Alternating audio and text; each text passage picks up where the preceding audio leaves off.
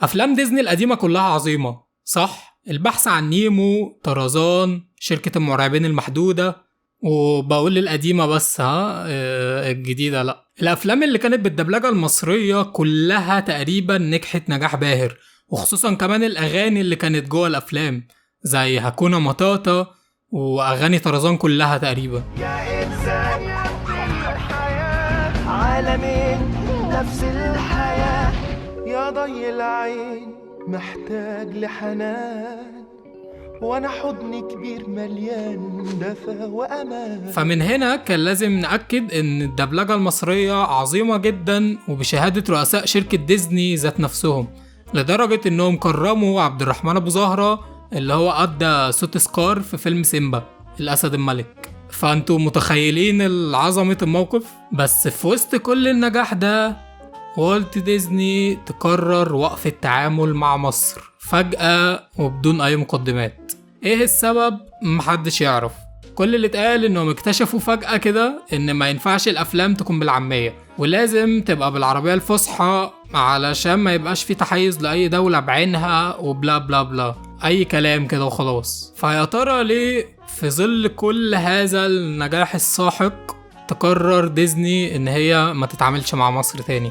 في 2016 ابتدى ينتشر هاشتاج بعنوان ديزني لازم ترجع مصر، وبعد كده اتحول لهاشتاج ديزني بالمصري، ومن هنا تقريبا كانت بداية الشرارة اللي الناس انتفضت كده وقالت يا جماعة احنا لازم نقف وقفة ونقول لهم ارجعوا تاني للدبلجة المصرية، وخصوصا العامية كمان مش الفصحى. والغريب بقى ان حتى الدول العربية التانية كلهم فعلوا الهاشتاج معانا، يعني مش المصريين بس. فده معناه اساسا ان اللغة المصرية كل الناس بتحبها حرفيا وبتفهمها بسهولة ومحدش عنده اي مشاكل معاها، بل بالعكس هما بيحبوا يسمعوها وبيكونوا مبسوطين بده. وديزني نفسها ما طلعتش اي تصريحات او اي بيان رسمي تقول فيه اي حاجة، هو لا الموضوع وقف من تلقاء نفسه كده فجأة. ولو ما تعرفوش فديزني ابتدت ان هي تترجم اول افلامها العالمية من اول فيلم سنو وايت والاقزام السبعة تقريبا، وبعد كده تلاه على طول فيلم الاسد الملك. ومن اول هنا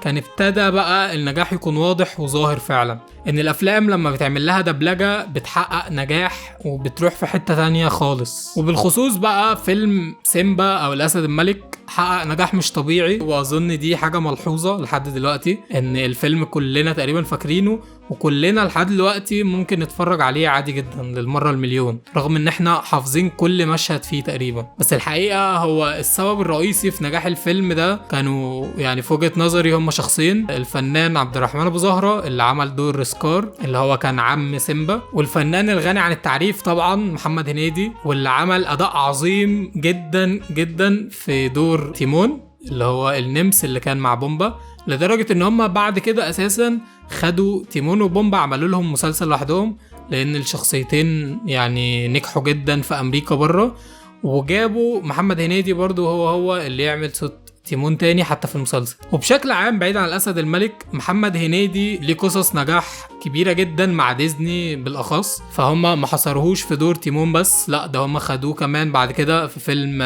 شركة المرعبين المحدودة، وكان عامل دور مايك وازوسكي او كورتي البعبع زي ما بنسميه هنا يعني. فاظن دي كانت انجح شخصية على مدار التاريخ كله. الفكرة بقى ان شركة المرعبين المحدودة اتعمل منه جزء تاني بعد كده اللي هو جامعة المرعبين المحدودة، بس الجزء ده على حد علمي ما تمش دبلجته بالمصرية، هو الدبلج بس باللغة العربية الفصحى، فما اعتقدش ان هو حقق يعني ربع النجاح حتى اللي حققه الجزء الاولاني بتاع شركة المرعبين. وده لعدة اسباب طبعا كتير جدا، منها ان اللهجة المصرية في حد ذاتها تحس كده ان انت الشخصيات او ابطال العمل بيتكلموا معاك عادي، يعني مفيش تكلف مثلا في اللغة، مفيش تصنع، مفيش تمثيل، مفيش اي حاجة، هو عادي كأنه قاعد بيتكلم معاك حتى لو انت مش مصري. يعني مش شرط ان انت تكون مصري علشان مثلا تستمتع باللغة دي او تفهمها، لا هي لغة بسيطة جدا. اعتقد الوطن العربي كله بيفهم اللغة المصرية عادي، بدليل ان انا الناس اللي عندي في القناة اساسا مش مصريين بس، لا طبعا عندي ناس من الخليج كله. فبالمناسبة دي يا ريت تكتب لي تحت انت من انهي دولة علشان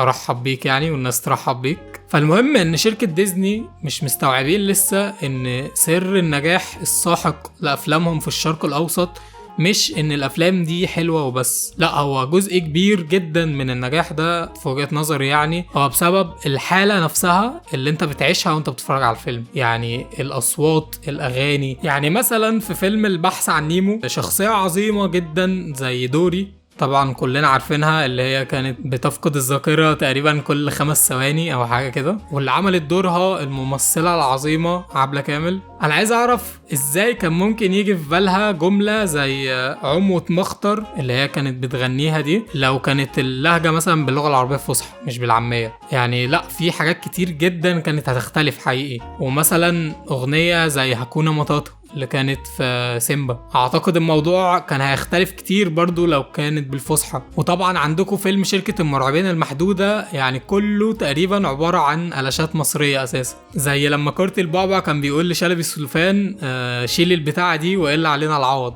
فاللي عايز اقوله ان كلها جمل مصرية بسيطة جدا ومش لازم تكون مفهومة برضو، بس هي في الاخر يعني كوميدية وظريفة جدا ومحدش متضايق من اي حاجة. فانا فعلا مش فاهم كان ايه سبب القرار بتاع وقف الدبلجة المصرية. عشان كده الحقيقة انا بعتبره يعني قرار غبي جدا ومش مدروس خالص. وبالفعل الدليل على كلامي ده ان هم الحمد لله ابتدوا يتراجعوا شوية عن القرار ده واحدة واحدة بفيلم انكانتو، وده كان اول فيلم يرجعوا فيه الدبلجة المصرية تاني بعد زمن طويل جدا الدبلجة كانت واقفة فيه. والحقيقة انا ما اتفرجتش على الفيلم، بس انا يعني من غير ما اتفرج عليه انا واثق ان هو الدبلجة فيها تبقى جامدة طالما باللغة العربية العامية. والحقيقة هم مش عاملينه بالعامية بس، هم حبوا يرضوا جميع الأطراف أو يرضوا جميع الأذواق، فعملوا منه نسختين، نسخة باللغة العربية الفصحى ونسخة تانية باللغة العامية المصرية. فاللي هو قالوا لهم اللي عايز فصحى يا جماعة يتفرج واللي عايز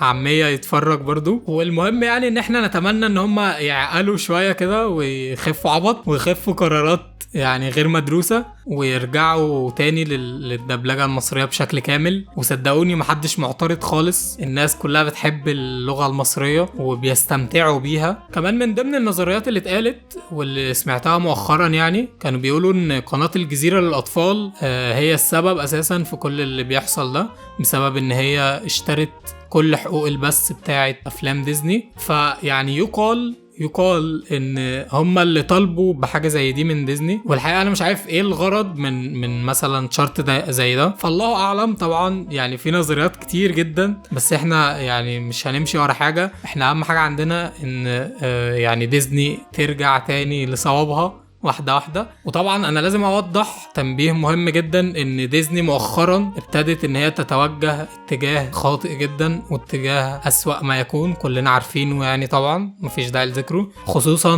موضوع ديزني بلس ده. فاللي عايز اقوله ان كلامي في الفيديو ده كله مش عن اي حاجة جديدة من اللي هم عاملينها ولا عن الاتجاه الزفت والمنيل اللي هم ماشيين فيه ده، لا، انا كل كلامي عن الحاجات القديمة اللي احنا تربينا عليها اللي هي طبيعية جدا وجميلة جدا ولحد دلوقتي احنا ما زلنا بنتفرج عليها وفاكرينها كلها. وفعلا هم حاليا يعني بيدمروا الاطفال تقريبا بالافكار اللي بيزرعوها جواهم دي. فيعني اكيد احنا كلنا ضد حاجة زي دي، وعمرنا مهما حصل ما هندعم الاتجاه ده. شكرا جدا انكم اتفرجتوا، وما تنسوش تعملوا لايك للفيديو ده لو حابين تثبتوا ان احنا فعلا عايزين ديزني تكمل افلامها باللغة المصرية العامية، وتعملوا شير كمان يا ريت. واكتبوا لي بقى تحت في الكومنتات ايه احلى الافلام اللي تربيتوا عليها من ديزني واللي مستعدين تشوفوها للمرة المليون عادي. واشوفكم الفيديو الجاي ان شاء الله.